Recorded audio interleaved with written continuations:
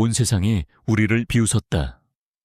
두 명의 억만장자가 나를 차지하기 위해 서로 경쟁하던 찰나, 나는 모두를 경악시키며 노숙자와 결혼하겠다고 선언했다. 그 발표가 나간 순간 내 삶은 통제불능의 소용돌이에 휩쓸렸다.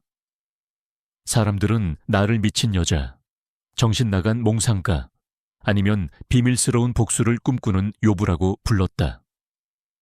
언론은 내 이름과 그 두 억만장자, 그리고 이름 없는 노숙자의 사진을 대문짝만하게 걸고 며칠 밤낮으로 떠들어댔다.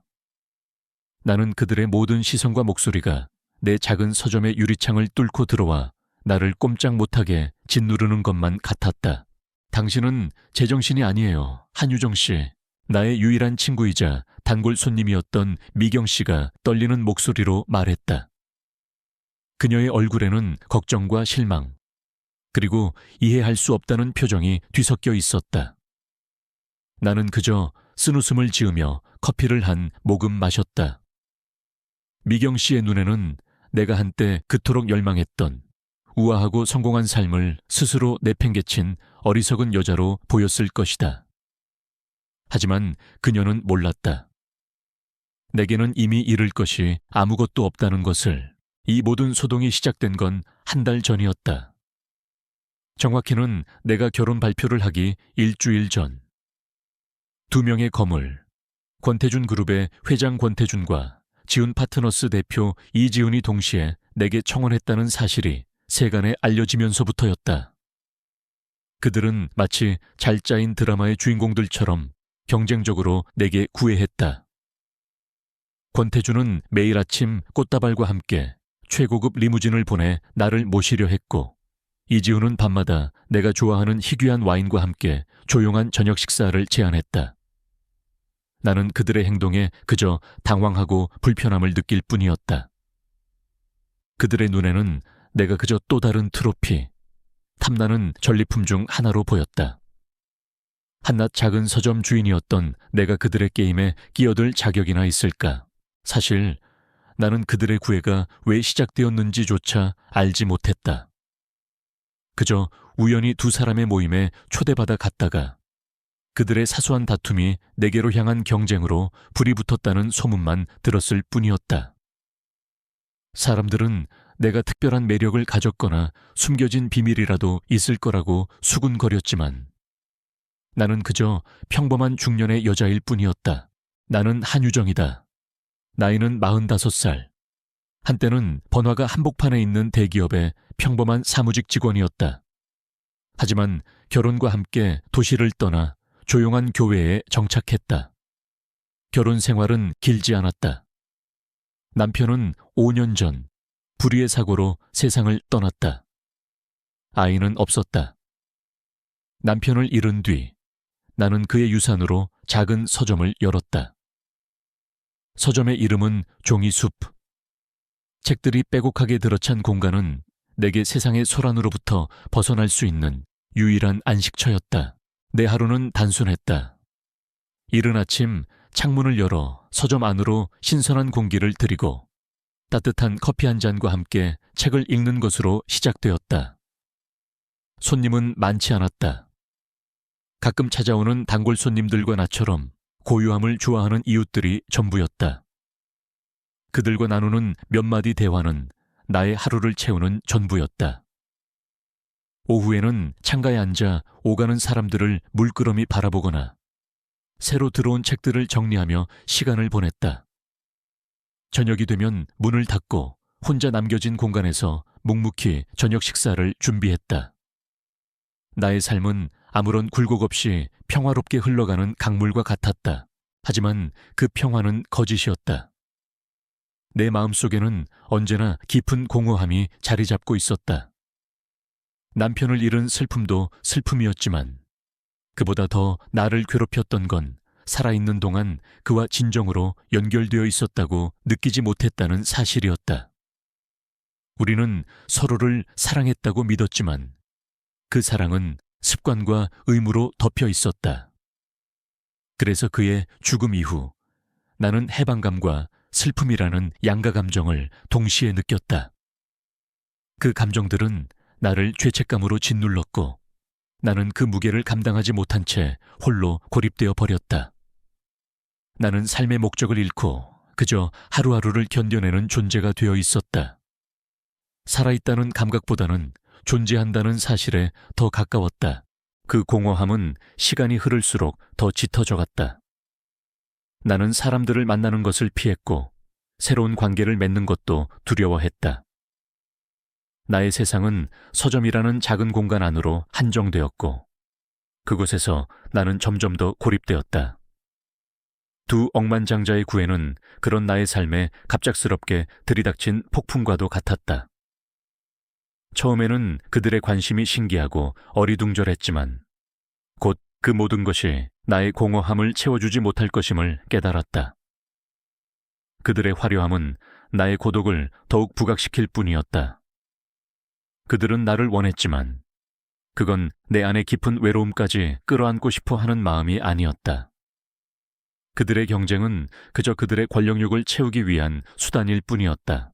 그런데 그 모든 소동의 한가운데 나의 눈길을 사로잡은 한 남자가 있었다. 그는 바로 서점 앞 공원 벤치에 앉아 매일같이 해가 뜨고 지는 것을 바라보던 노숙자였다. 그는 넉마 같은 옷을 걸치고 있었지만 그의 눈빛은 맑고 깊었다. 그는 늘 조용했고 아무에게도 피해를 주지 않았다. 사람들은 그를 무시하거나 피했지만 나는 이상하게도 그에게서 묘한 평온함을 느꼈다. 어쩌면 그도 나와 같은 종류의 외로움을 가진 사람이 아닐까 하는 막연한 동질감이 들었다. 두 억만장자의 구애가 절정에 달했을 때 나는 그들의 손을 잡는 대신 모두가 경악할 결정을 내렸다. 나는 나의 텅 빈 마음을 채워줄 수 있는 것은 화려한 물질적 풍요가 아니라 진정한 교감과 이해라는 것을 깨달았다. 그리고 나는 그 희미한 희망을 노숙자에게서 보았다. 그것은 어쩌면 충동적인 결정이었을지도 모른다. 하지만 나에게는 유일하게 진실된 선택이었다. 그 선택은 나를 세상의 비난 속으로 밀어 넣었지만 동시에 나의 삶을 짓누르던 무거운 족쇄로부터 나를 해방시켰다. 결혼식은 조촐했다. 화려한 예식장 대신 우리가 처음 만났던 그 공원의 낡은 벤치에서 서약했다. 미경 씨를 포함해 몇몇 용감한 사람들이 지켜보는 가운데 나는 그와 마주서서 떨리는 목소리로 말했다. 당신과 함께라면 더 이상 혼자가 아니라고 느낄 수 있을 것 같아요. 그리고 그는 나의 손을 잡고 내가 한 번도 들어보지 못했던 따뜻한 한 미소를 지으며 답했다. 이제 당신의 삶은 더 이상 혼자가 아닙니다. 제가 함께할 테니. 그렇게 나의 결혼은 시작되었다. 세상은 여전히 우리를 이해하지 못하고 비난했지만 나는 이제 더 이상 외롭지 않았다. 이 모든 이야기의 시작은 내가 두 억만장자의 화려한 청혼을 거절하고 한 노숙자의 손을 잡기로 결정한 바로 그날이었다. 그리고 그 결정 뒤에 숨겨진 비밀은 이제부터 천천히 풀어나가야 할 이야기였다. 결혼 발표 이후 내 삶을 둘러싼 모든 것이 멈춰버린 것 같았다. 서점의 문을 열었지만 손님들은 오지 않았다. 아니, 오지 않는 것이 아니라 감히 다가오지 못하는 듯했다. 그들은 길 건너편에서 서점을 힐끗거리며 수군거렸고 그 시선들은 마치 날카로운 얼음 조각처럼 내 심장을 찔러왔다. 나는 그저 책 속에 파묻혀 세상의 시선을 외면하려 애썼다. 하지만 그들의 목소리는 서점의 고요함을 깨고 내 귓가에 맴돌았다. 세상에 정말 제정신이 아닌가 봐. 두 명의 억만장자를 걷어차고 노숙자라니. 대체 무슨 생각인 걸까? 분명 뭔가 숨겨진 사연이 있을 거야. 아니면 돈 많은 남자들한테 질려서 일부러 그런 파격을 선택한 건지도 모르지. 그들의 추측은 끝이 없었다. 나는 그 모든 소리로부터 도망치고 싶었다. 사실 나는 그들이 틀리지 않았음을 알고 있었다. 나는 정말 제정신이 아니었을지도 모른다. 아니, 어쩌면 난생 처음으로 제정신을 차린 것일지도 모른다. 남편이 떠난 지 5년, 내 삶은 텅 빈 도화지 같았다. 결혼 생활은 안정적이었지만 그 안에는 깊은 정서적 공백이 있었다. 남편은 성실하고 다정한 사람이었지만 우리는 서로의 깊은 내면을 들여다볼 기회가 없었다. 그는 회사 일에 바빴고 나는 살림에 파묻혀 지냈다. 밤이 되면 각자의 침대에서 잠이 들었고 아침이 되면 각자의 삶으로 돌아갔다. 우리는 서로의 존재를 알았지만 서로의 삶을 공유하지는 않았다. 남편의 사고 소식을 들었을 때 나는 억장이 무너지는 슬픔을 느꼈다. 하지만 장례를 치르고 모든 것이 정리되었을 때 내 마음속에는 설명할 수 없는 공허함과 함께 묘한 해방감이 스멀스멀 올라왔다. 나는 그 감정을 스스로에게조차 인정할 수 없었다. 그래서 더 깊은 죄책감에 시달렸다. 내가 남편을 진심으로 사랑하지 않았던 걸까? 내가 그의 죽음을 내심 바랐던 걸까? 그런 질문들이 밤마다 나를 괴롭혔다. 서점 종이숲은 남편의 유산이었다. 그는 항상 은퇴 후 서점을 차리고 싶다고 말했었다. 나는 그의 꿈을 대신 이뤄주는 것으로 나의 죄책감을 덜어내려 했다. 하지만 서점은 그저 또 다른 감옥일 뿐이었다. 책들은 내게 위로가 되었지만 그 안의 주인공들이 겪는 사랑과 이별, 기쁨과 슬픔은 현실의 나와는 너무나 동떨어진 이야기였다. 나는 그저 그들의 삶을 훔쳐보는 방관자에 불과했다. 나의 일상은 단조롭고 반복적이었다. 아침 유감시 알람 소리에 맞춰 눈을 뜨면 제일 먼저 남편의 사진을 멍하니 바라봤다. 이제는 희미해진 그의 미소를 보며 나는 내가 아직도 그를 사랑하고 있는지 아니면 그저 습관적으로 그를 그리워하는 척하는 것인지조차 알 수 없었다. 커피를 내리고 서점 문을 열고 청소를 하고 책을 정리하는 일련의 과정들은 내 삶에 아무런 의미도 부여하지 못했다. 그저 시간을 죽이는 행위일 뿐이었다. 사람들과의 관계도 마찬가지였다. 동네 아주머니들은 나를 불쌍하게 여겼고 가끔 찾아오는 손님들과의 대화는 서점에 대한 이야기 혹은 날씨 이야기 정도가 전부였다. 그 누구도 내 안의 깊은 외로움을 들여다보려 하지 않았고 나 또한 그들에게 내 마음을 열어 보일 용기가 없었다. 나는 늘 가면을 쓴 채 살았다. 평온하고 조용한 서점 주인이라는 가면. 그 가면 뒤에 숨겨진 나는 낡은 책장처럼 먼지가 쌓여가는 쓸쓸한 영혼이었다. 가끔은 나도 모르게 창밖을 멍하니 바라볼 때가 있었다. 창밖 세상은 활기찼다. 젊은 연인들은 손을 잡고 거리를 걸었고 아이들은 공원에서 뛰어놀았다. 그들의 웃음소리는 내게는 닿을 수 없는 다른 세상의 소리처럼 느껴졌다. 나는 그들을 부러워하면서도 한편으로는 그들의 행복이 언젠가 나처럼 덧없는 것이 될까봐 두려워했다. 나의 삶은 이미 모든 것을 잃은 것 같았다. 다시 무언가를 얻고 다시 그것을 잃을까봐 두려웠다. 두 억만장자의 등장은 그런 나의 삶에 충격적인 파문을 일으켰다. 그들은 나의 존재를 몰랐을 때도 내가 특별한 사람이 아니었을 때도 나를 원하지 않았다. 하지만 내가 그들의 경쟁의 대상이 되자 그들은 마치 내가 대단한 보물이라도 되는 양날을 탐했다. 권태준 회장은 내게 권력과 명예를 약속했고 이지훈 대표는 예술적 감수성과 풍요로운 삶을 선사하려 했다. 하지만 그들의 제안은 내 마음의 공백을 채워주기는커녕 오히려 나의 공허함을 더욱 도드라지게 만들었다. 그들의 화려한 삶은 내 삶과는 너무나 이질적이었다. 나는 그들 옆에 서 있는 나를 상상할 수 없었다. 나는 그들의 세상에 속한 사람이 아니었다. 그러던 어느 날 서점 문을 닫으려던 늦은 저녁이었다. 나는 서점 유리창에 비친 내 모습을 보았다. 텅 빈 눈동자, 굳게 담은 입술. 그 모습은 내가 알던 나가 아니었다. 나는 그날 처음으로 나 자신에게 물었다. 나는 왜 이렇게 살고 있는가?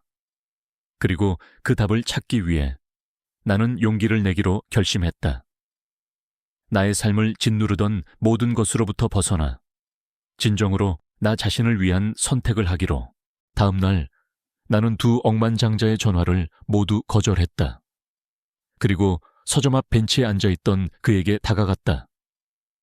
그는 평소처럼 조용히 앉아 먼 하늘을 바라보고 있었다.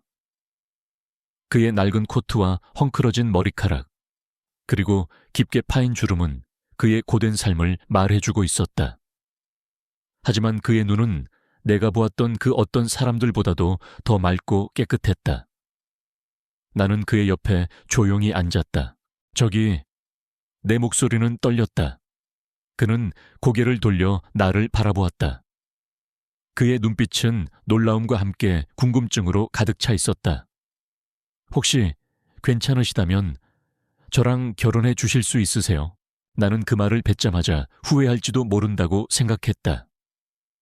하지만 그의 눈을 마주한 순간 나는 나의 결정이 틀리지 않았음을 직감적으로 깨달았다. 그는 잠시 아무 말도 하지 않았다. 그 침묵은 마치 영혼처럼 길게 느껴졌다. 그러다 이내 그의 입가에 희미한 미소가 번졌다. 그것은 내가 한 번도 보지 못했던 진심 어린 미소였다. 그리고 그 순간 내 삶의 텅 빈 도화지에 아주 작은 점 하나가 찍혔다. 그것은 새로운 시작을 알리는 점이었다. 나는 아직 그에 대해 아는 것이 거의 없었다. 그의 이름도, 그의 과거도, 왜 그가 이 벤치에 앉아 있는지도. 하지만 나는 직감적으로 알 수 있었다. 이 남자라면, 이 남자와 함께라면 내 삶의 공허함을 채울 수 있을지도 모른다고. 그것은 이성적인 판단이 아니었다. 그저 내 마음이 이끄는 대로, 내 영혼이 갈망하는 대로 내린 결정이었다. 그리고 이 결정은 나를 세상의 비난 속으로 던져 넣었지만 동시에 내게 진정한 삶의 의미를 찾을 수 있는 단 하나의 기회를 주었다. 모든 것이 시작된 건 비가 내리던 어느 날 오후였다. 서점의 통유리창에 빗줄기가 세차게 부딪히고 있었다. 빗소리는 나의 고독을 감싸는 배경음악처럼 들렸다. 그날따라 손님이 한 명도 없었고 나는 낡은 책 한 권을 읽으며 조용히 시간을 보내고 있었다. 창밖으로는 회색빛 도시 풍경이 물 안개에 잠겨 있었고 사람들은 저마다 우산을 쓰고 바삐 걸음을 옮겼다.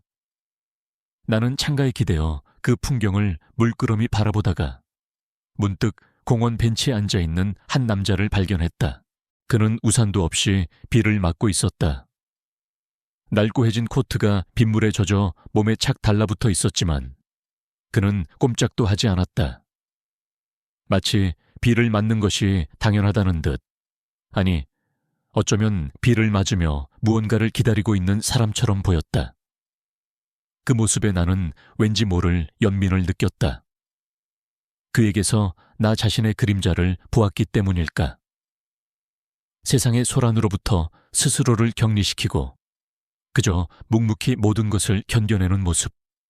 나는 서둘러 서점 안쪽에 놓아두었던 낡은 우산 하나를 들고 밖으로 나섰다. 저기요, 비 맞지 마시고 이거라도 쓰세요. 내 목소리는 빗소리에 묻힐까봐 걱정될 정도로 작았다. 그는 천천히 고개를 들었다. 그의 눈빛은 깊고 고요했다. 놀라움이나 경계심은 없었다. 그저 오랜 시간 동안 세상을 관조해온 듯한 맑고 슬픈 눈이었다. 나는 그 눈과 마주치자마자 왠지 모를 부끄러움을 느꼈다. 나의 작은 선의가 오히려 그의 평화를 방해한 것은 아닐까 하는 생각마저 들었다. 그는 잠시 망설이더니 이내 내 손에 들린 우산을 조용히 받아들었다. 그리고 내게 아무 말도 하지 않은 채 벤치 옆에 우산을 접어 내려놓았다. 나는 그의 행동을 이해할 수 없었지만 더 이상 말을 붙이는 것은 실례가 될 것 같아 서둘러 서점으로 돌아왔다. 하지만 그날 이후 나는 그를 이전과는 다른 시선으로 바라보게 되었다. 그는 더 이상 그저 노숙자가 아니었다. 그는 이름 없는 그 남자였다. 다음 날부터 나는 매일 그를 위해 작은 것을 준비했다. 처음에는 따뜻한 커피 한 잔이었다. 그는 늘 서점 앞 벤치에 앉아 있었다. 나는 그에게 커피를 건네며 말했다. 어제는 고맙습니다. 제가 드린 우산 잘 보관해 주세요. 그는 이번에도 아무 말 없이 커피를 받아 들었다. 하지만 그의 눈빛에는 어제와는 다른 희미한 고마움이 서려 있는 듯했다. 그렇게 나의 작은 선의는 매일 이어졌다. 커피 한 잔, 따뜻한 빵 한 조각, 그리고 가끔은 오래된 신문 한 부. 그는 처음에는 묵묵히 받기만 하다가 어느 날부터인가 내게 짧은 목례를 하거나 희미하게 미소 짓기 시작했다. 나는 그의 작은 변화에 나도 모르게 기쁨을 느꼈다. 어쩌면 내게도 누군가와 교감하고 있다는 사실이 필요했는지도 모른다. 그의 이름은 민준이라고 했다. 내가 용기를 내어 이름을 물었을 때 그는 잠시 망설이다가 아주 작은 목소리로 답해 주었다. 이민준. 나는 그 이름을 되뇌며 이제 우리는 더 이상 낯선 사람이 아니라는 사실에 안도감을 느꼈다. 우리는 매일 서점 앞에서 만났지만 길게 대화를 나누지는 않았다. 그저 커피를 주고받고 짧은 안부를 묻는 것이 전부였다. 하지만 그 짧은 교감의 순간들이 나의 텅 빈 일상에 작은 활기를 불어넣어 주었다. 하루는 그에게 작은 책 한 권을 건네주었다. 내가 가장 좋아하는 시집이었다. 그는 책을 한참 동안 바라보더니 떨리는 손으로 책장을 넘겼다. 그의 눈빛은 맑았지만 그 안에는 깊은 회한과 슬픔이 서려 있는 듯했다. 그는 내게 책을 소중히 간직하겠다는 듯 고개를 끄덕였고 나는 그제야 그가 단순히 노숙자가 아님을 직감했다. 그의 몸은 지쳐 있었지만 그의 영혼은 지식과 감수성으로 가득 차 있었다. 우리의 관계는 그렇게 천천히 그리고 조용히 깊어져 갔다. 나는 서점에서 그가 좋아할 만한 책을 골라두었고 그는 그 책들을 읽으며 내게 작은 감상평을 들려주었다. 그는 낡은 시집 한 구절을 읊조리거나 역사 속 인물의 이야기를 들려주기도 했다. 그의 목소리는 낮고 부드러웠다. 나는 그의 이야기에 귀를 기울이며 내가 그동안 얼마나 외롭게 지내왔는지 깨달았다. 그의 이야기는 나의 마음속 깊은 곳까지 스며들어 얼어붙었던 나의 감정을 서서히 녹여주었다. 그러던 어느 날 나는 그에게 억만장자들의 이야기를 털어놓았다. 그들의 화려한 구애와 그로 인해 내가 느끼는 불편함과 공허함에 대해서.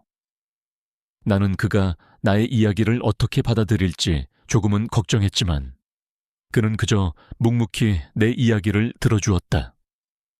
내 이야기가 끝났을 때 그는 아주 조심스럽게 말했다. 그들은 아마 당신이 가진 것을 보고 있는 걸 겁니다. 그의 말에 나는 의아함을 감출 수 없었다. 제가 가진 것이요? 저는 가진 것이 없는데요. 이 작은 서점과 외로운 삶밖에. 그는 희미하게 미소 지으며 답했다. 아닙니다. 당신은 그들이 가질 수 없는 것을 가지고 있습니다. 진정성, 그리고 따뜻한 마음. 당신은 당신의 삶을 스스로 선택할 수 있는 용기를 가지고 있습니다. 그것은 그 어떤 돈으로도 살 수 없는 귀한 것입니다. 그의 말은 나의 마음을 뒤흔들었다. 나는 그동안 나 자신을 보잘것없는 사람으로만 여겨왔다. 하지만 그는 나의 내면을 보았고 나의 진정한 가치를 알아주었다. 두 억만장자가 나를 탐내는 이유가 나의 배경이나 외모가 아니라 그저 그들 자신의 욕망을 채우기 위한 수단이라는 것을 그는 꿰뚫어 보고 있었다. 그리고 나는 그 순간 그에게서 내가 평생토록 찾아 헤매던 무언가를 발견했다. 그것은 바로 진정한 이해와 교감이었다. 그날 밤 나는 잠을 이룰 수 없었다. 내 마음속에는 이민준의 말이 메아리 쳤다. 진정성 그리고 따뜻한 마음. 나는 그의 말이 옳았음을 깨달았다. 화려한 껍데기만 남은 삶 대신 나는 진정한 삶을 원했다. 내 마음속의 공허함을 채워줄 수 있는 사람, 나의 외로움을 이해해 줄 수 있는 사람, 그리고 나를 나 자체로 사랑해 줄 수 있는 사람. 나는 그 사람을 찾아 헤매었지만 정작 그 사람은 서점 앞 벤치에 조용히 앉아 있었다. 다음 날 아침 나는 잠시의 망설임도 없이 서점 문을 열고 그에게 다가갔다. 나는 더 이상 나의 감정을 숨기지 않기로 했다. 나는 그에게 솔직한 마음을 전했다. 이민준 씨, 저는 당신이 좋아요. 당신과 함께라면 더 이상 외롭지 않을 것 같아요. 그는 나의 갑작스러운 고백에 놀란 듯 눈을 크게 떴다. 그리고 그의 눈빛에는 깊은 감동과 함께 내가 알 수 없는 복잡한 감정이 스쳐 지나갔다. 그것은 마치 오래된 비밀을 품고 있는 사람의 눈빛처럼 보였다. 우리의 관계는 그렇게 시작되었다. 억만장자들의 요란한 구애와는 달리 우리의 사랑은 고요하고 소박했다. 우리는 함께 낡은 책들을 읽었고 커피를 마셨으며 저녁에는 서점 앞 벤치에 앉아 달빛을 바라보았다. 나는 그의 곁에서 처음으로 진정한 평화를 느꼈다. 그리고 그 평화 속에서 나는 나의 삶이 더 이상 텅 비어 있지 않음을 깨달았다. 우리의 관계는 세상의 모든 소란과는 동떨어진 고요한 섬처럼 존재했다. 이민준 씨와 나는 매일 아침 서점 문을 열기 전 따뜻한 커피 한 잔을 마시며 하루를 시작했다.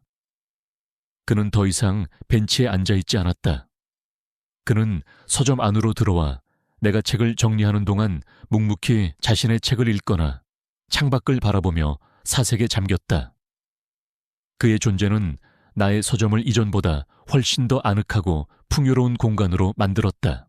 나는 그에게 과거에 대해 묻고 싶었지만 차마 용기가 나지 않았다. 그에게는 말 못할 사연이 있을 것이라 짐작했고 그가 원치 않는 과거를 억지로 들추어내는 것은 우리의 소중한 관계를 해칠까 두려웠다.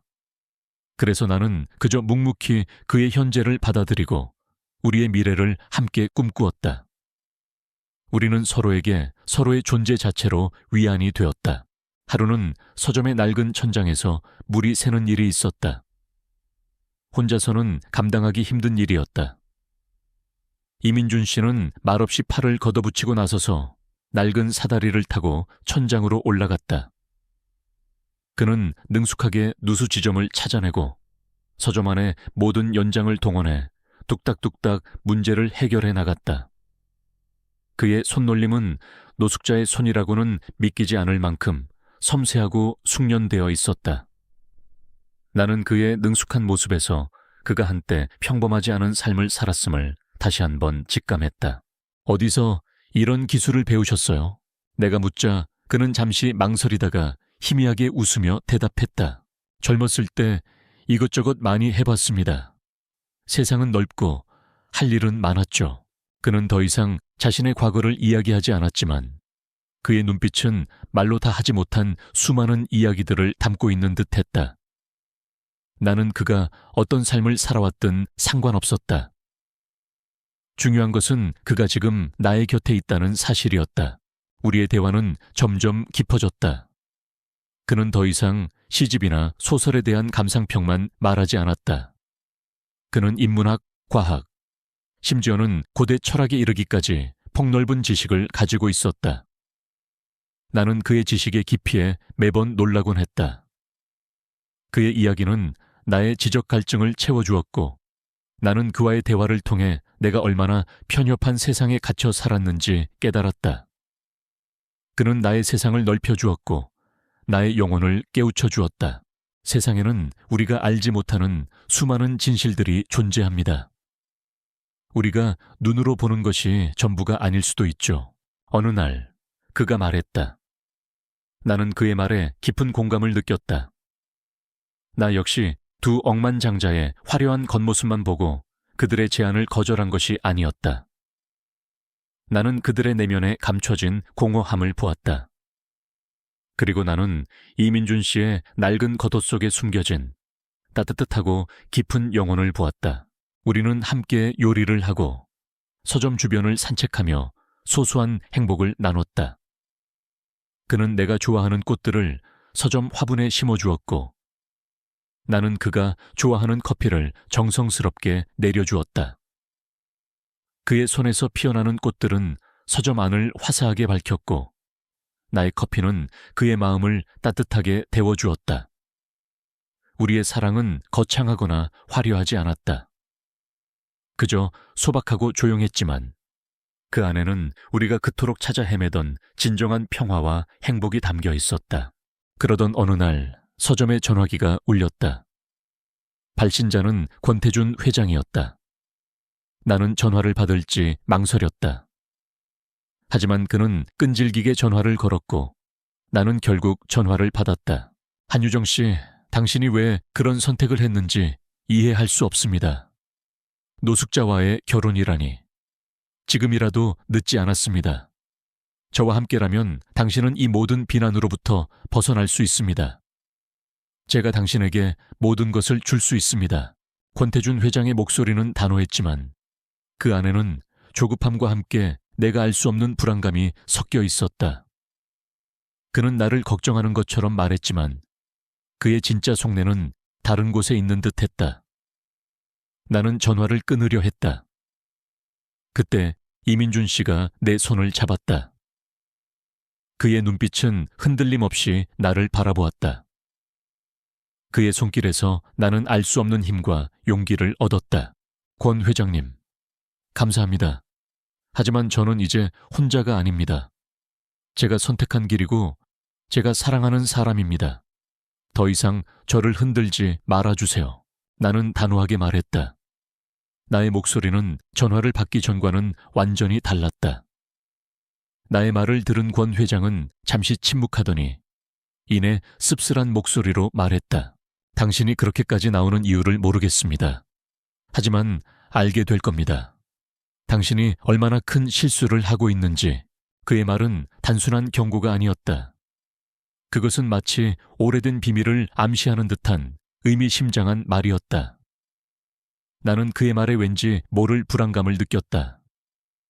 그리고 이민준 씨 역시 나의 손을 더 굳게 잡으며 창밖을 바라보는 그의 눈빛에 복잡한 감정이 스쳐 지나가는 것을 보았다.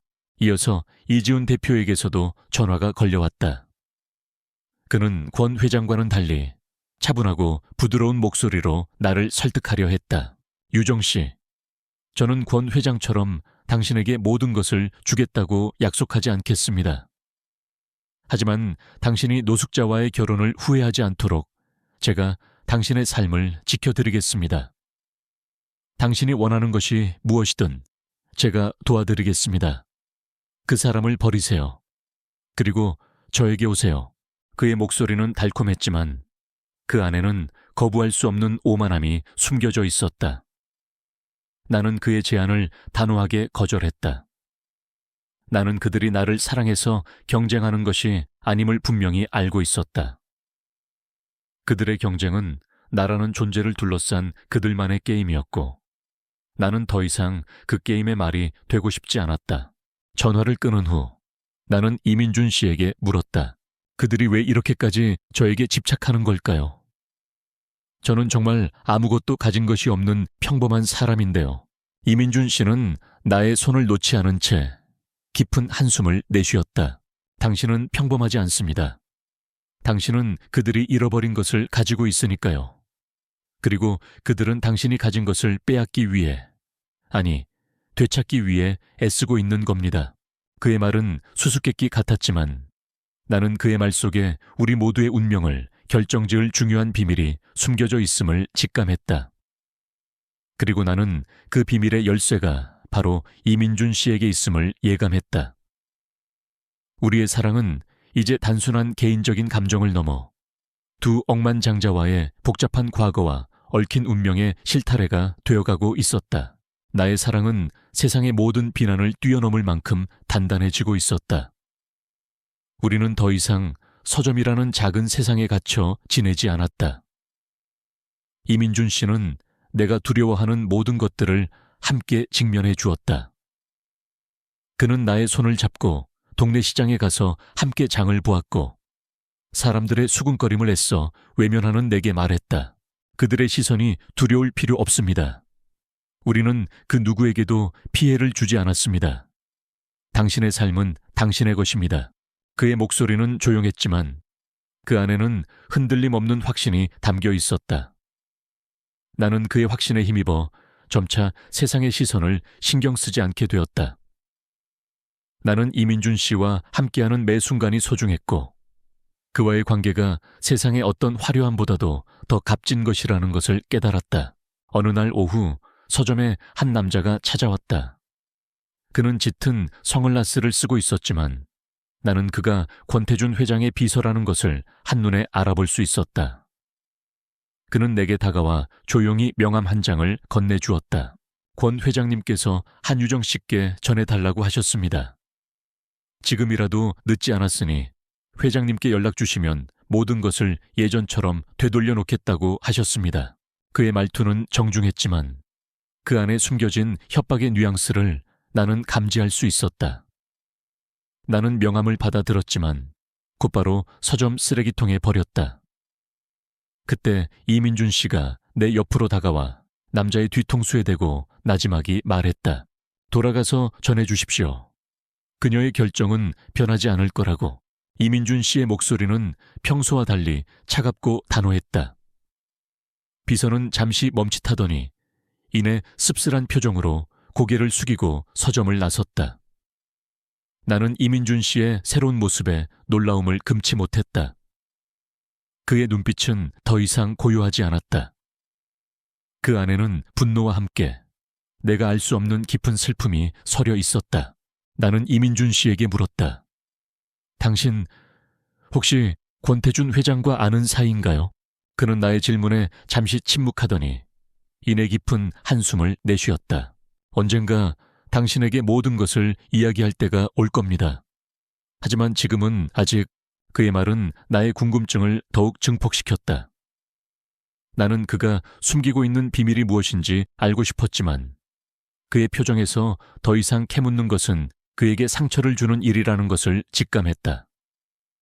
나는 그저 그의 손을 잡고 그가 언젠가 모든 것을 털어놓을 때까지 기다리기로 했다. 며칠 후 서점에 또 다른 손님이 찾아왔다. 이번에는 이지훈 대표의 비서였다. 그는 권태준 회장의 비서와는 달리 친절하고 상냥한 미소로 내게 다가왔다. 이지훈 대표님께서 유정 씨께 전해달라고 하셨습니다. 대표님은 유정 씨의 선택을 존중하지만 혹시라도 도움이 필요하시다면 언제든 연락 달라고 하셨습니다. 이 편지는 대표님께서 직접 쓰신 겁니다. 그는 편지 한 통을 내게 건네주었다. 편지 봉투 안에는 이지훈 대표의 자필 편지와 함께 한 장의 사진이 들어있었다. 나는 떨리는 손으로 편지를 펼쳐 읽었다. 편지 내용은 내가 상상했던 것과는 달랐다. 그는 내게 자신의 옛 친구에 대한 이야기를 쓰고 있었다. 사랑했던 친구가 있었습니다. 그는 뛰어난 재능을 가졌지만 세상의 욕망과 질투 때문에 모든 것을 잃었습니다. 그는 결국 홀로 남겨졌고 저는 그를 외면했습니다. 저는 그 친구를 잃은 뒤로 제 삶의 모든 성공과 행복이 무의미하다는 것을 깨달았습니다.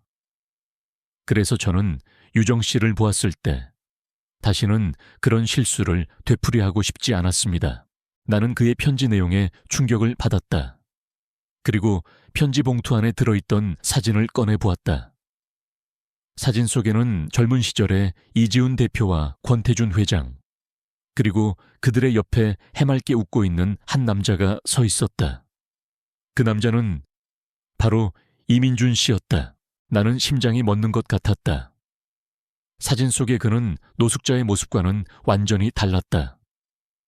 그는 낡은 옷 대신 깔끔한 정장 차림을 하고 있었고 그의 얼굴에는 깊은 주름 대신 젊고 패기 넘치는 미소가 가득했다. 나는 떨리는 손으로 이민준 씨의 얼굴과 사진 속 남자의 얼굴을 번갈아 바라보았다. 모든 것이 퍼즐처럼 맞춰지기 시작했다. 두 억만장자의 경쟁, 그리고 이민준 씨가 숨기고 있었던 과거. 이게 대체 어떻게 된 거죠? 나는 이민준 씨에게 물었다. 나의 목소리는 불안에 떨렸다. 그는 나의 손에 들린 사진을 보더니 깊은 한숨을 내쉬었다. 그리고 나의 손을 잡고 창가에 앉았다. 언젠가 당신에게 이야기할 때가 올 거라고 했죠. 바로 지금이 그 순간인 것 같습니다. 그는 조용히 자신의 이야기를 시작했다. 그의 이름은 이민준이 맞았지만 그는 한때 촉망받는 IT 기업의 대표였다. 그는 인공지능 관련 혁신적인 기술을 개발했고 그의 기술은 세상을 바꿀 만큼 놀라운 것이었다. 하지만 그의 기술을 탐낸 사람들이 있었다. 바로 그의 절친한 친구였던 권태준과 이지훈이었다.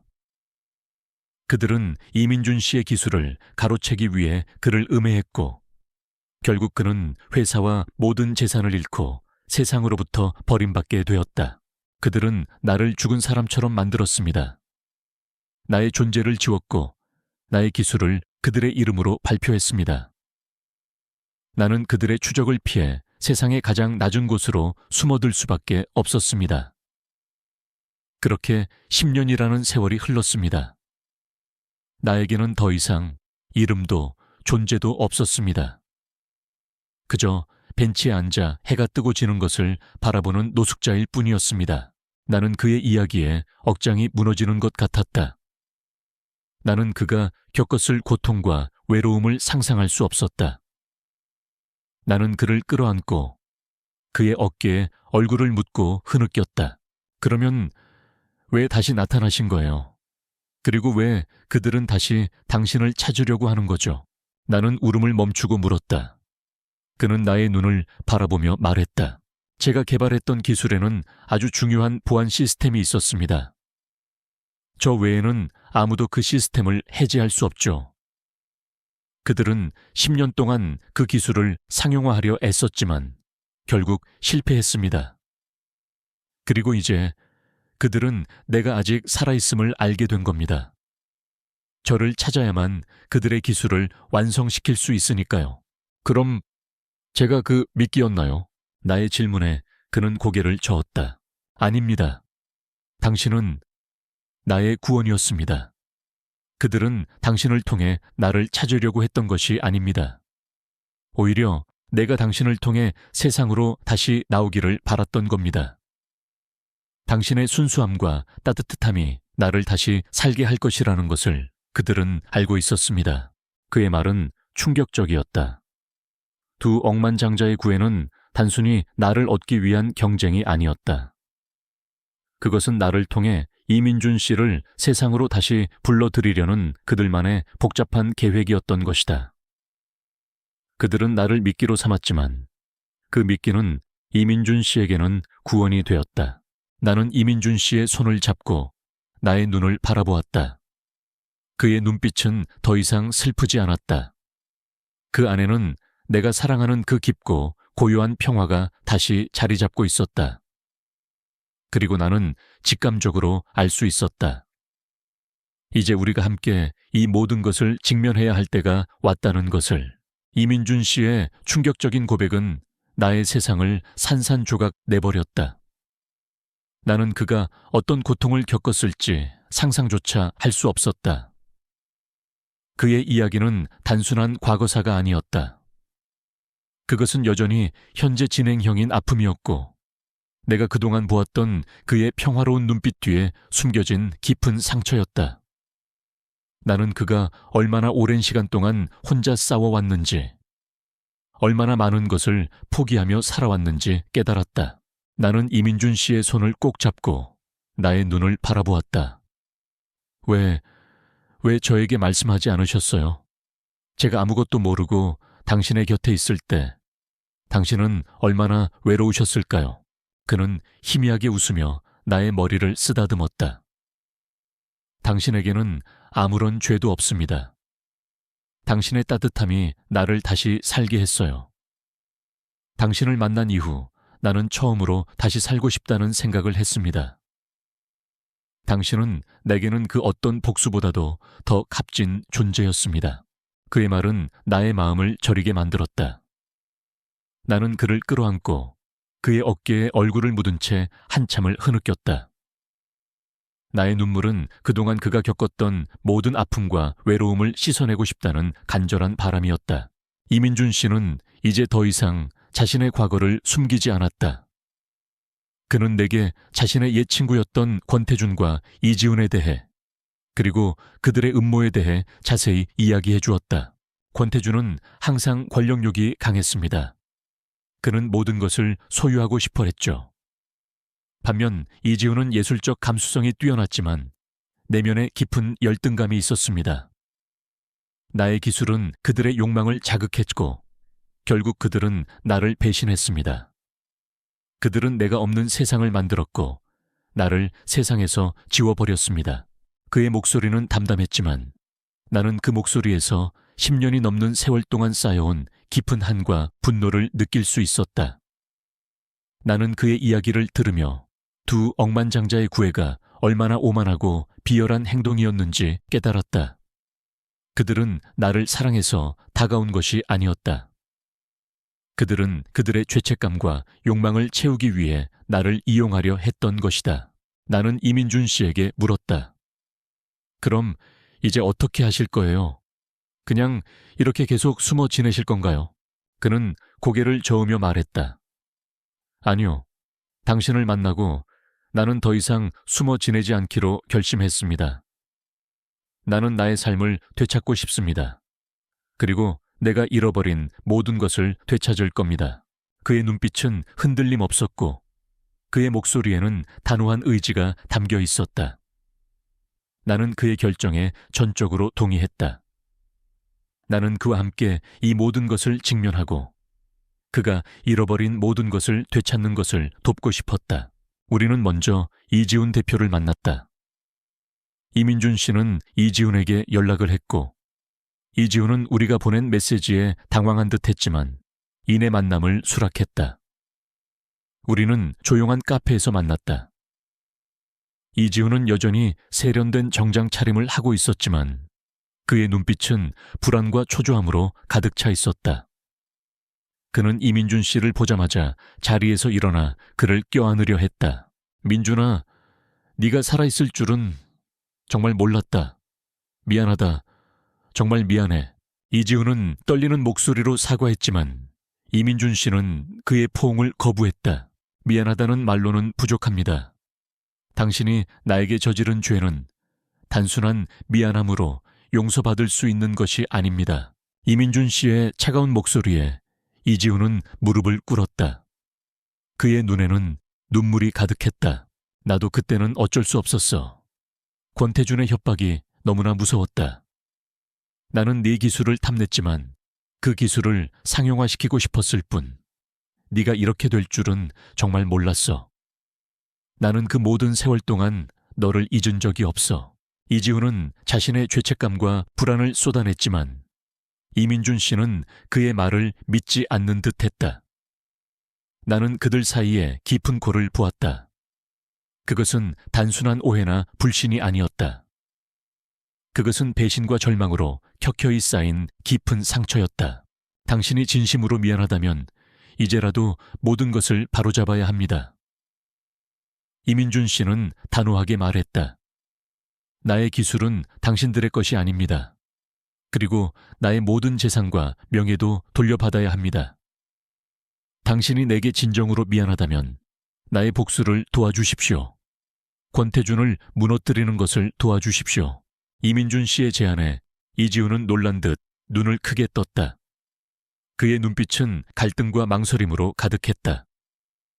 그는 이민준 씨를 배신했지만 그 배신으로 얻은 부와 명예가 자신에게 진정한 행복을 가져다 주지 않았음을 알고 있었다. 이민준 씨는 이지훈의 내면의 갈등을 꿰뚫어 보고 있었다. 당신은 나를 배신했지만 권태준은 당신까지도 속이고 이용했습니다. 당신이 지금 가진 모든 것은 권태준의 그림자 아래에서 얻은 것입니다. 진정한 자유와 행복을 원한다면 나를 도와주십시오. 그러면 당신은 모든 것을 되찾을 수 있을 겁니다. 이민준 씨의 말은 이지훈의 마음을 흔들었다. 그는 한참을 망설이더니 이내 결심한 듯 고개를 끄덕였다. 좋아. 내가 널 돕겠다. 내가 너에게 저지른 죄를 조금이라도 씻을 수 있다면 나는 무엇이든 하겠다. 나는 그들의 대화를 보며 이민준 씨가 단순히 복수를 꿈꾸는 것이 아님을 깨달았다. 그는 진정한 의미의 구원을 원하고 있었다. 그것은 그의 삶을 앗아갔던 사람들까지도 구원하는 용서와 화해의 길이었다. 우리는 이지훈과 함께 권태준 회장에게 맞설 계획을 세웠다. 이민준 씨는 자신의 기술을 되찾고 권태준의 추악한 진실을 세상에 밝히는 것을 목표로 했다. 나는 그의 곁에서 그의 이야기를 세상에 알리는 역할을 맡기로 했다. 나는 더 이상 숨지 않을 것이다. 이민준 씨의 이야기는 나의 이야기이기도 했다. 나의 삶의 공허함을 채워주었고 내게 진정한 사랑을 가르쳐준 그의 이야기는 세상 모든 사람들에게 알려져야 할 이야기였다. 우리의 싸움은 이제부터 시작이었다. 나는 이민준 씨의 손을 잡고 내가 한 번도 가보지 않았던 새로운 세상으로 발을 내디뎠다. 그 길의 끝에는 어떤 미래가 기다리고 있을지 알 수 없었지만 나는 두렵지 않았다. 나의 곁에는 내가 사랑하는 사람이 있었고 우리에게는 진실이라는 가장 강력한 무기가 있었기 때문이었다. 이지훈의 도움을 받기로 한 우리는 권태준 회장에게 맞서기 위한 구체적인 계획을 세우기 시작했다. 이지훈은 권 회장의 추악한 비밀을 가장 잘 알고 있는 내부 고발자였다. 그는 권 회장이 이민준 씨의 기술을 가로채기 위해 어떤 불법적인 수단들을 동원했는지, 그리고 지난 10년 동안 그 기술을 독점하기 위해 어떤 만행을 저질러 왔는지에 대한 증거들을 우리에게 제공했다. 권태준은 당신의 기술을 자신의 이름으로 특허를 내고 그것을 기반으로 회사를 키웠습니다. 하지만 핵심적인 보안 시스템을 해제하지 못해 상용화에는 실패했죠. 그는 당신이 살아있다는 것을 알게 된 후 당신을 납치하거나 제거하려 했을 겁니다. 유정 씨에게 접근한 것도 결국 당신을 통해 민준이를 찾기 위한 수단이었을 겁니다. 이지훈은 떨리는 목소리로 권 회장의 잔인한 계획들을 털어놓았다. 나는 그의 이야기에 충격과 분노를 금치 못했다. 이민준 씨를 향한 나의 사랑이 그의 모든 고통을 씻어낼 수 있는 유일한 희망이라는 것을 나는 직감적으로 깨달았다. 우리는 이지훈이 제공한 증거들을 토대로 권 회장을 압박할 수 있는 방법들을 모색했다. 나는 서점의 주인이었지만 이민준 씨와 함께하면서 나의 내면은 이미 완전히 달라져 있었다. 나는 더 이상 조용하고 나약한 여자가 아니었다. 나의 마음속에는 이민준 씨를 향한 사랑과 그를 괴롭혔던 모든 불의에 맞서 싸우겠다는 강한 의지가 활활 타오르고 있었다. 우리는 권 회장에게 직접 연락을 취했다. 이민준 씨는 더 이상 숨지 않았다. 그는 권 회장에게 만나자고 제안했다. 권태준, 나 이민준이다. 내가 살아있다는 것을 이제 알았겠지. 당신이 내게서 훔쳐간 모든 것을 되찾으러 왔네. 당장 나를 만나게. 이민준 씨의 단호한 목소리에 권 회장은 당황한 듯했지만 이내 오만하게 응수했다. 네가 살아있을 줄은 몰랐군. 하지만 이제 와서 뭘 어쩌겠다는 건가? 증거도 없이 나를 찾아와서 헛소리나 하려는 건가? 10년이 지났네. 민준아. 세상은 이미 바뀌었고 너는 내 상대가 되지 않아. 권 회장의 목소리는 조롱과 함께 불안함이 섞여 있었다. 그는 이민준 씨가 단순히 자신을 찾아와 따지는 것 이상의 무언가를 가지고 있다는 것을 직감한 듯했다. 우리는 권 회장의 불안감을 이용하기로 했다. 우리는 권 회장과 그의 변호사, 그리고 이지훈과 함께 밀폐된 공간에서 만났다. 나는 이민준 씨의 곁에 앉아 그의 손을 꼭 잡았다. 권 회장은 나를 보자마자 차가운 미소를 지으며 말했다. 한유정 씨, 결국 이런 선택을 했군요. 나는 당신이 좀 더 현명한 여자일 거라고 생각했는데 말이죠. 노숙자에게 홀려 모든 것을 잃게 될 텐데 후회하지 않겠습니까? 나는 그의 조롱에 흔들리지 않았다. 저는 아무것도 잃은 것이 없습니다. 오히려 제가 잃어버렸던 모든 것을 되찾았습니다. 그리고 당신은 곧 모든 것을 잃게 될 겁니다. 나의 당당한 말에 권 회장은 당황한 듯 입을 다물었다. 이민준 씨는 조용히 이지훈이 제공한 증거들을 하나씩 꺼내 보였다. 권 회장이 이민준 씨의 기술을 가로채기 위해 썼던 위조 서류들, 그리고 그를 모함하기 위해 꾸몄던 음모의 정황들이 담긴 녹취록들이었다. 이것은 당신이 내 기술을 가로채기 위해 내게 썼던 서류들입니다. 그리고 이것은 당신과 당신의 변호사가 나를 모함하기 위해 나눴던 대화의 녹취록이죠. 이 증거들은 모두 법정에서 효력을 발휘할 겁니다. 이민준 씨의 말에 권 회장의 얼굴은 사색이 되었다. 그는 당황한 듯 변호사를 쳐다보았지만 변호사 역시 아무 말도 하지 못했다. 이지훈은 우리가 준비한 모든 증거들을 보며 권 회장이 자신의 친구에게 얼마나 잔인한 짓을 저질렀는지 다시 한번 깨달은 듯 눈물을 흘렸다.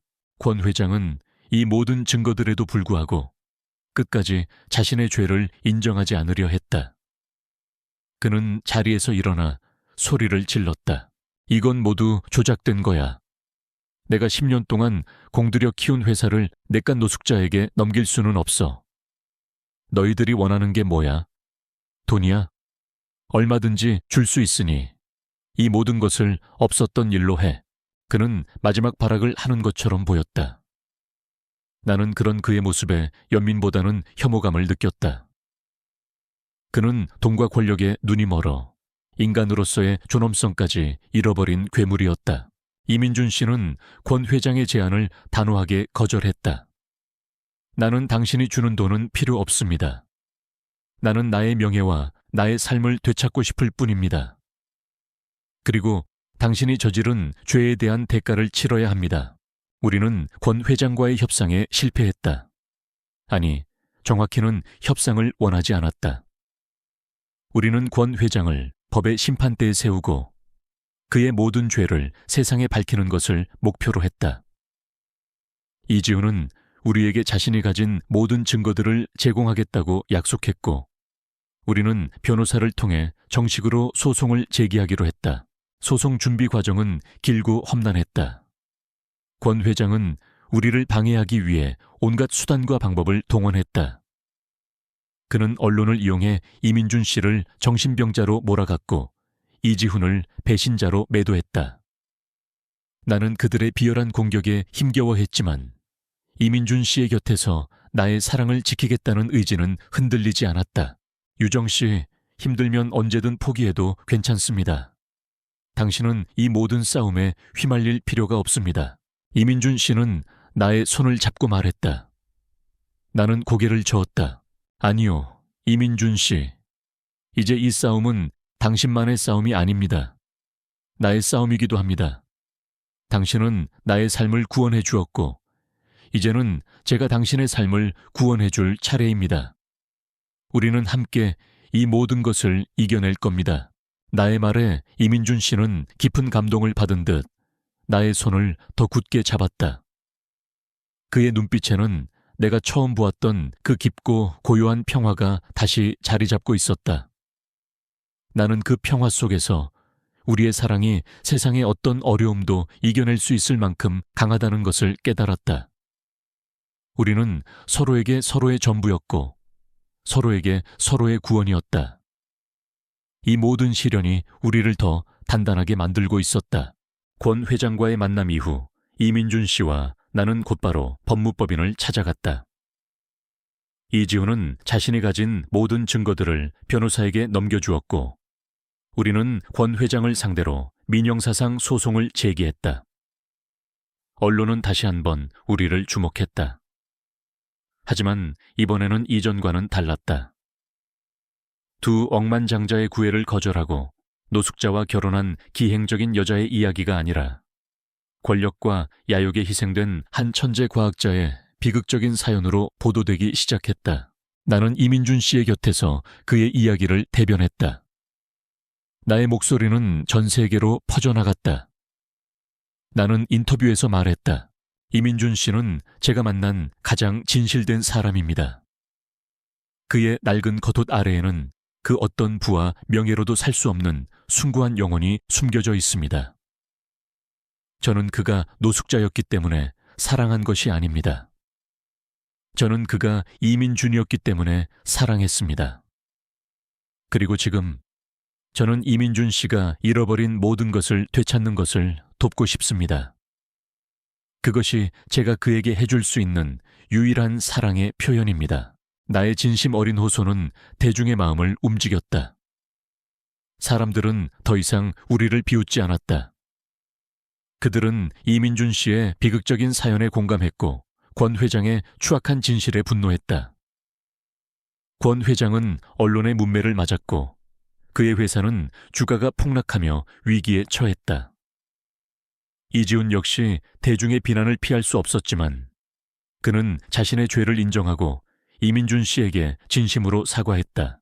민준아, 나는 네가 복수를 할 줄 알았다.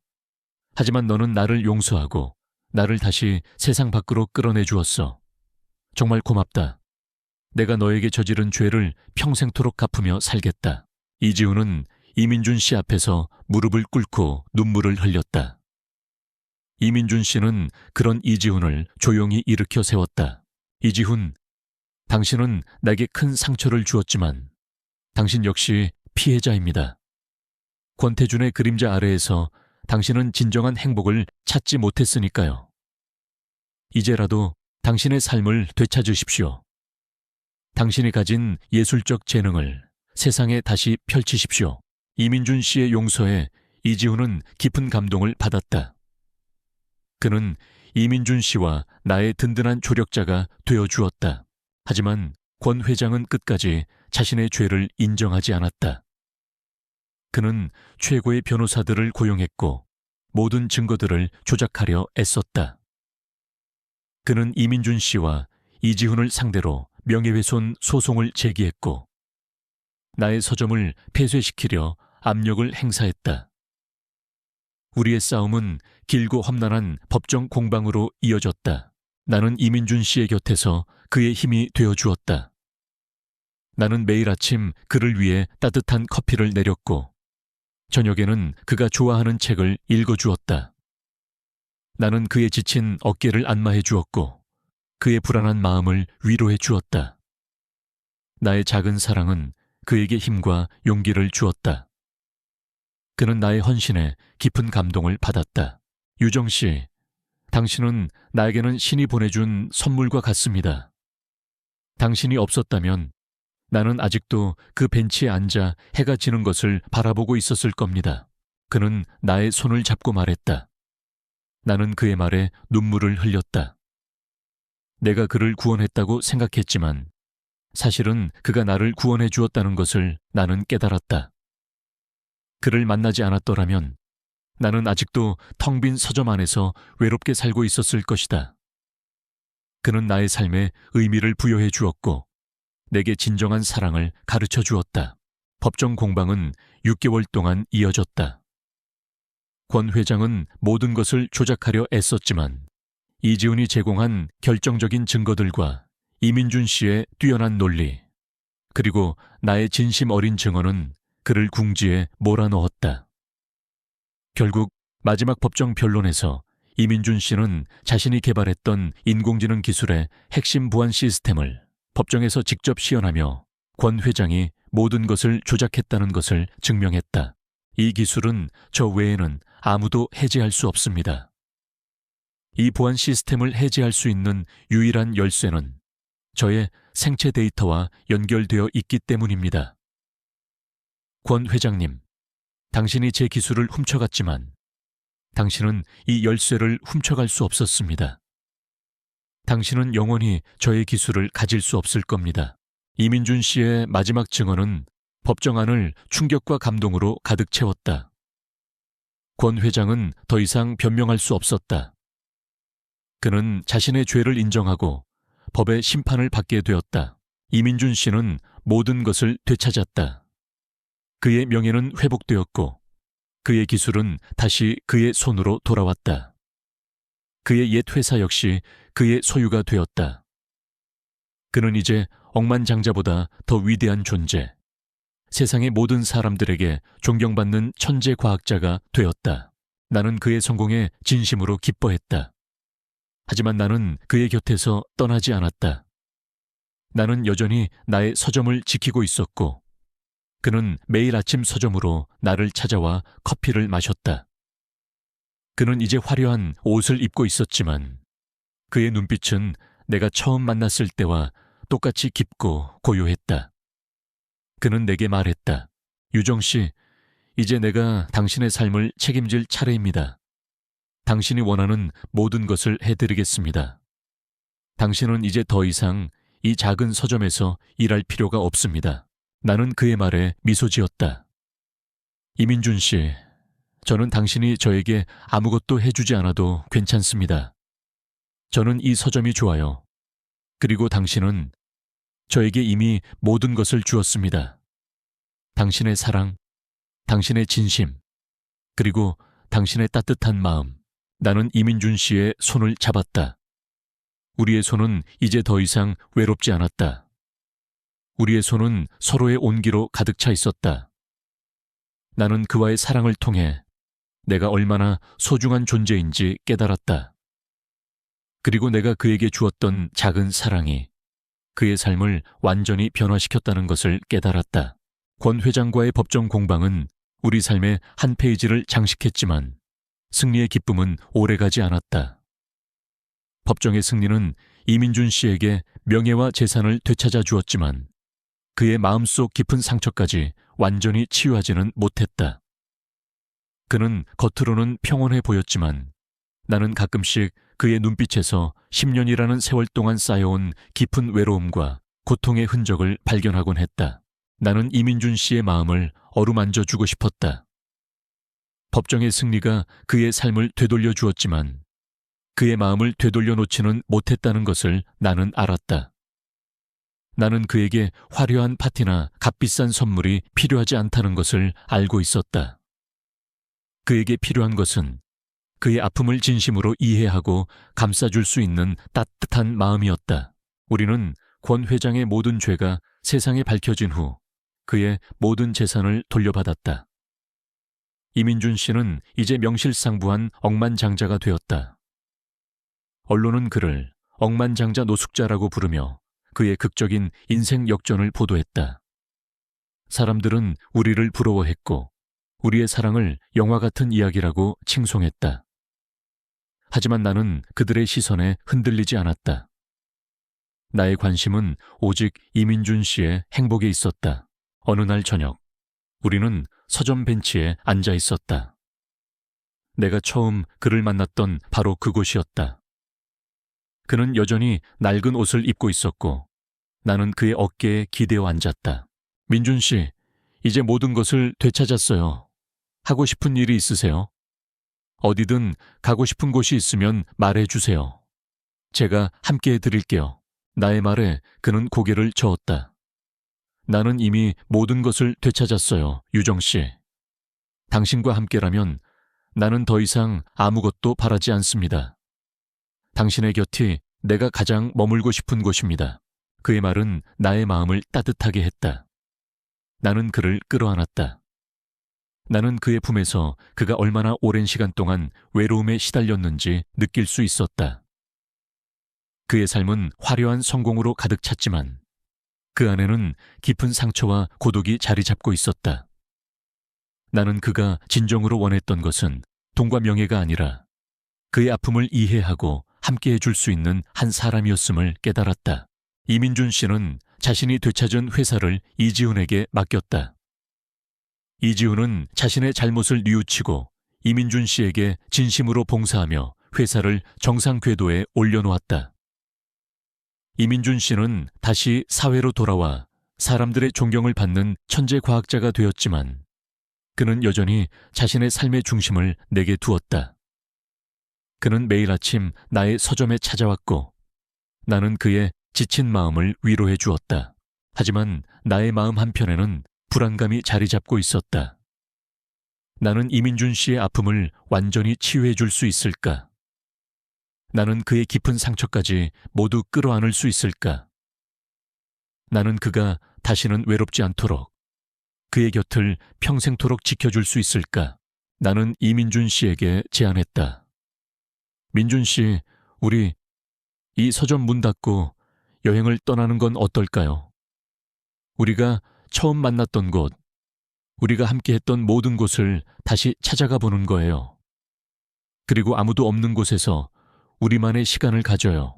나의 제안에 이민준 씨는 잠시 망설이더니 이내 활짝 웃으며 고개를 끄덕였다. 그의 얼굴에 환한 미소가 번지는 것을 보자 나는 안도감을 느꼈다.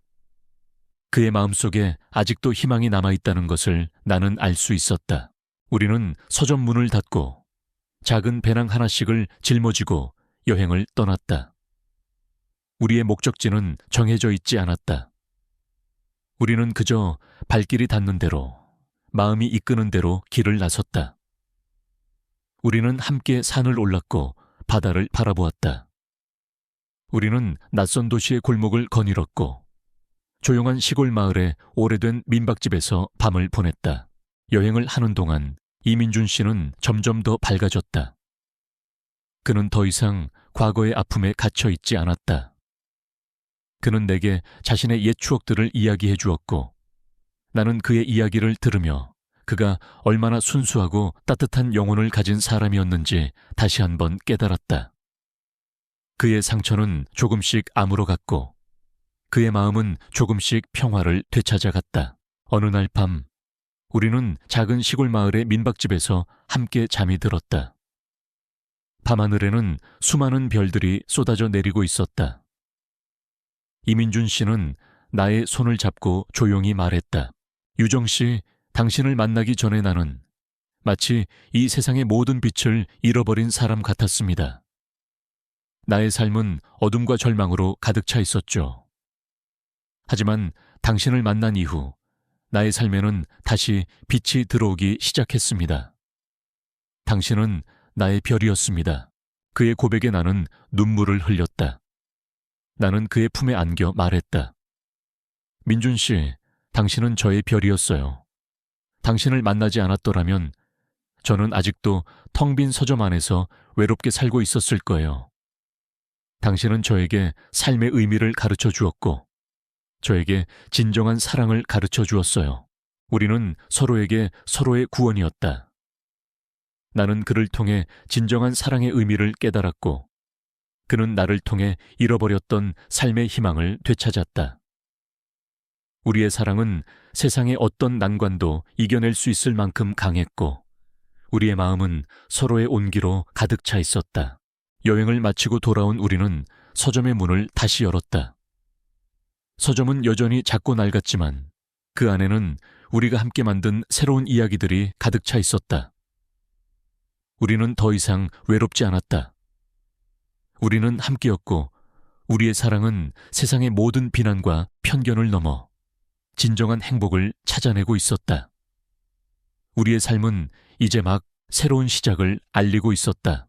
우리의 여행은 단순한 휴식이 아니었다. 그것은 이민준 씨에게는 잃어버린 자신을 찾아가는 여정이었고 내게는 그의 상처를 온전히 이해하고 감싸 안는 과정이었다. 우리는 여행을 통해 과거의 아픔을 털어냈고 서로의 마음속 깊은 곳까지 진정으로 연결되었다. 나는 그가 더 이상 외로운 존재가 아님을 확신했다. 그의 눈빛은 다시 그가 잃어버렸던 빛을 되찾았고 그의 미소는 내가 처음 만났던 그때처럼 순수하고 해맑았다. 여행을 마치고 돌아온 우리는 서점의 문을 다시 열었다. 서점은 여전히 작고 낡았지만 그 안에는 새로운 활기가 넘쳐 흘렀다.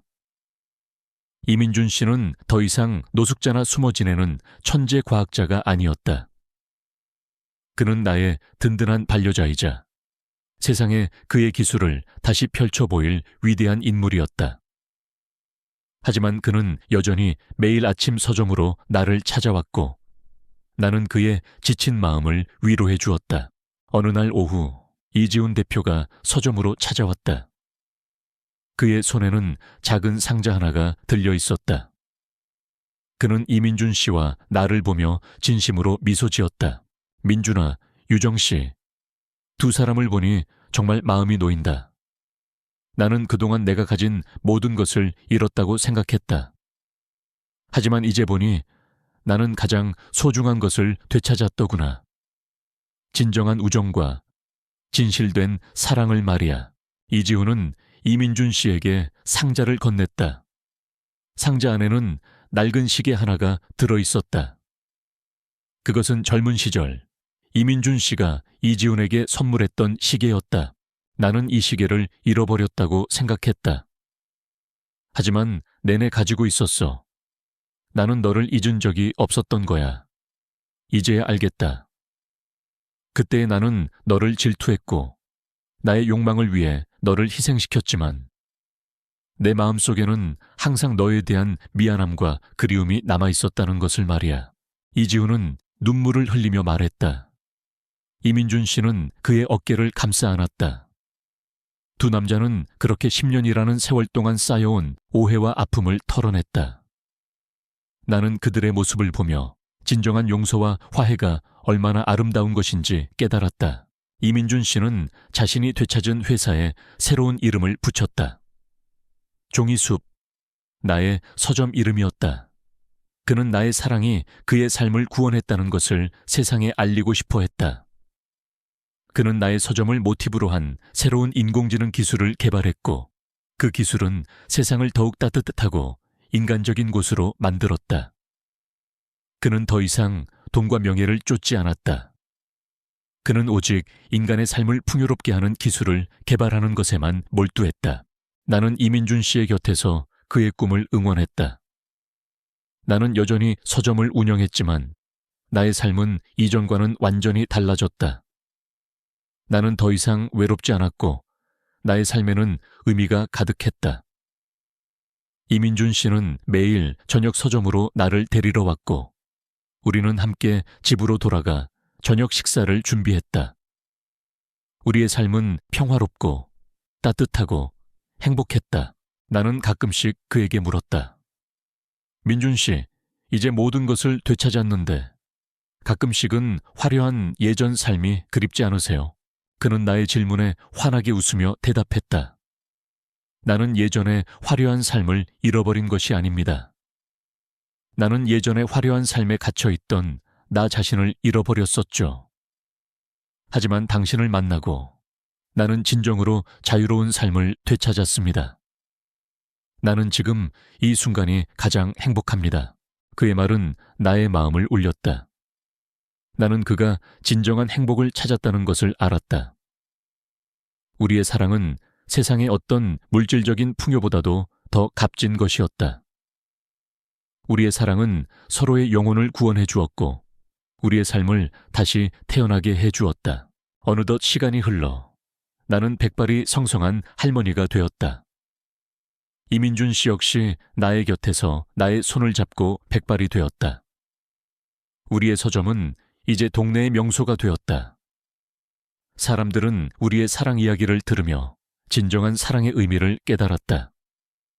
나는 매일 아침 서점 문을 열고 이민준 씨를 위한 커피를 내렸다. 그는 여전히 창가에 앉아 내가 읽어주는 책을 듣거나 창밖의 풍경을 물끄러미 바라보았다. 민준 씨, 옛날에 당신이 이 벤치에 앉아있던 때가 생각나네요. 내가 말하자 그는 나의 손을 잡고 깊은 미소를 지었다.